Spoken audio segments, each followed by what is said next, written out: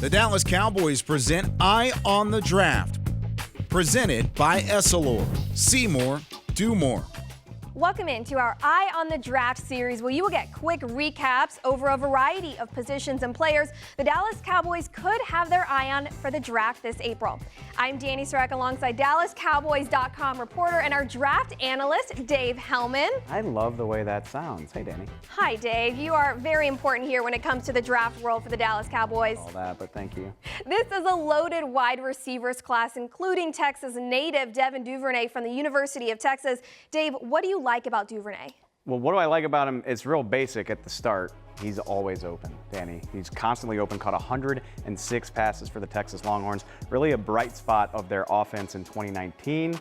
By the way, went up to the NFL Combine in Indianapolis, ran a 4.3940. The guy's got juice. You're talking about playmaker. Did I mention he plays in the slot? Did I mention the Cowboys could maybe use a slot receiver? Don't know what's going on with Randall Cobb as of yet.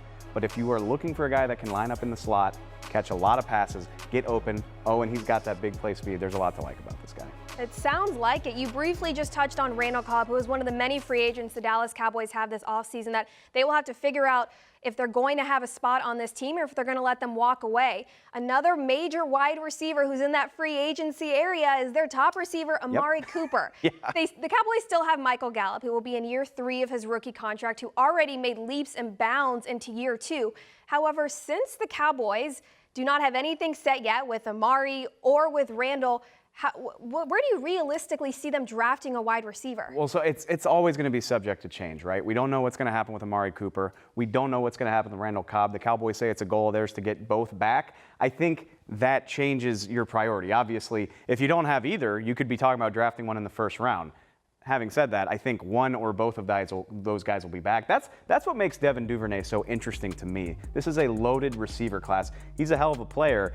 Not as well-rounded as a lot of other guys, probably not as ready to plug and play as a lot of guys. It's not a knock on him, but I think you could get him maybe third round. Running a 4.39 in the 40 really helped his stock. I think, like I said, you're talking about a top 100 player right on the fringe, but I think that's perfect for the Cowboys. You're not asking him to come right in and play a big role right away, but he could be a long-term investment when Randall Cobb and or Amari Cooper do move on. This is a guy you don't have to take super early who could pay big-time dividends in the long run and also add an element of really dynamic speed to your offense as a rookie.